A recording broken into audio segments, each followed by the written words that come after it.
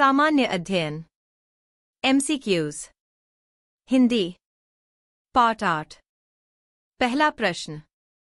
एक home guard के संदर्भ में निम्नलिखित कथनों पर विचार कीजिए।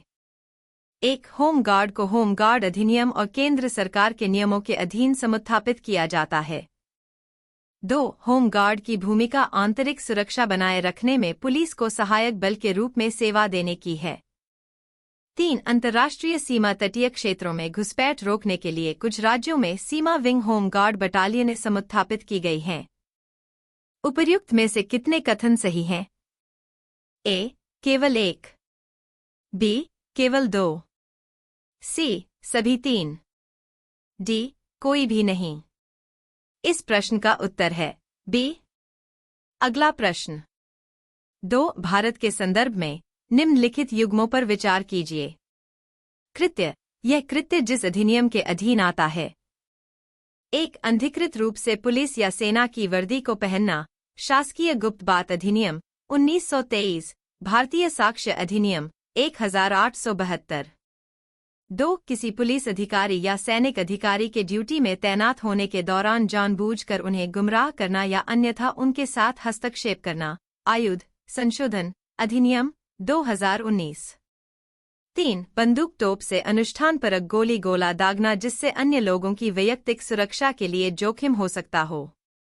उपर्युक्त में से कितने युग्म सही सुमेलित हैं? ए.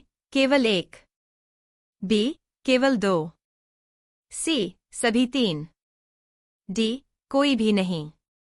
इस प्रश्न का उत्तर है बी। अगला प्रश्न।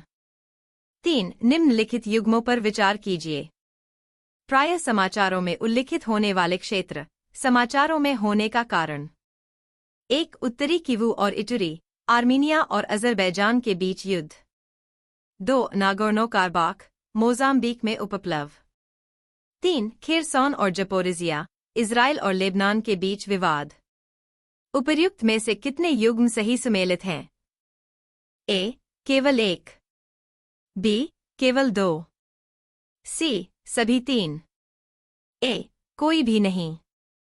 इस प्रश्न का उत्तर है डी। अगला प्रश्न। 4 निम्नलिखित कथनों पर विचार कीजिए। कथन 1, इज़राइल ने कुछ अरब राज्यों के साथ राजनयिक संबंध स्थापित किए हैं। कथन 2, अरब शांति पहल, सऊदी अरब की मध्यस्थता से इज़राइल और अरब लीग के बीच हस्ताक्षरित हुआ। उपर्युक्त कथनों के बारे में निम्नलिखित में से कौन सा एक सही है?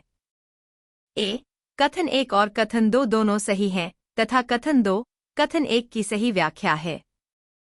बी.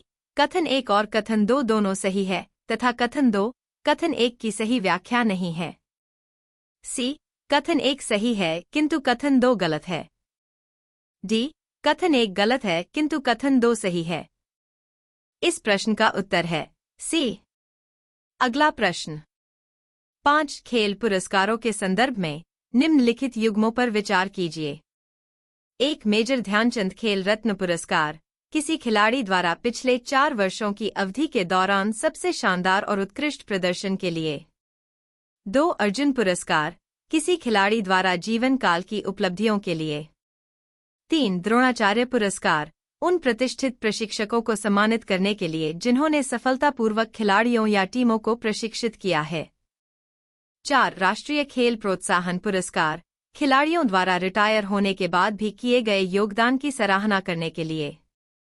उपर्युक्त में से कितने युग्म सही सुमेलित है? ए. केवल 1, बी. केवल 2, सी. केवल 3, डी. सभी 4। इस प्रश्न का उत्तर है बी। अगला प्रश्न। 6 44वें शतरंज ओलंपियाड 2022 के बारे में निम्नलिखित कथनों पर विचार कीजिए। 1 यह पहली बार था जब शतरंज ओलंपियाड भारत में आयोजित किया गया। 2 इसके अधिकृत शुभंकर को तंबी नाम दिया गया था। 3 ओपन सेक्शन में जीतने वाली टीम के लिए ट्रॉफी वेरा मेंचिक कप होती है। 4 महिला विभाग सेक्शन में जीतने वाली टीम के लिए ट्रॉफी हैमिल्टन सेल कप होती है। उपर्युक्त में से कितने कथन सही हैं? ए. केवल 1, बी. केवल 2, सी केवल 3, डी सभी 4। इस प्रश्न का उत्तर है बी। अगला प्रश्न 7 निम्नलिखित युग्मों पर विचार कीजिए। समाचारों में उल्लिखित संघर्ष का क्षेत्र जिस देश में अवस्थित है। 1 डोनबास सीरिया, 2 काचिन इथियोपिया, 3 टिग्रे उत्तरी यमन। उपर्युक्त में से कितने युग्म सही सुमेलित हैं? ए केवल 1, बी केवल 2, सी सभी 3, डी कोई भी नहीं। इस प्रश्न का उत्तर है डी। अगला प्रश्न 8 हाल के वर्षों में चाड, गिनी, माली और सूडान ने निम्नलिखित में से किस एक कारण से अंतर्राष्ट्रीय ध्यान आकर्षित किया जो इन सभी देशों से संबंधित है? ए दुर्लभ मृदा तत्वों से समृद्ध निक्षेपों की खोज, बी चीनी सैन्य बेस का स्थापित होना, सी सहारा मरुस्थल का दक्षिणाभिमुखी प्रसार, डी सफल तख्तापलट। इस प्रश्न का उत्तर है डी। अगला प्रश्न 9 निम्नलिखित भारी उद्योगों पर विचार कीजिए। 1 उर्वरक संयंत्र, 2 तेल शोधक कारखाने, 3 इस्पात संयंत्र। उपर्युक्त में से कितने उद्योगों के विकार्बनन में हरित हाइड्रोजन की महत्वपूर्ण भूमिका होने की अपेक्षा है?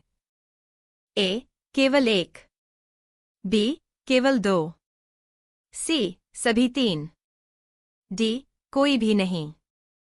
इस प्रश्न का उत्तर है सी। अगला प्रश्न 10 G20 के बारे में निम्नलिखित कथनों पर विचार कीजिए। 1 G20 समूह की मूल रूप से स्थापना वित्त मंत्रियों और केंद्रीय बैंक के गवर्नरों द्वारा अंतर्राष्ट्रीय आर्थिक और वित्तीय मुद्दों पर चर्चा के मंच के रूप में की गई थी।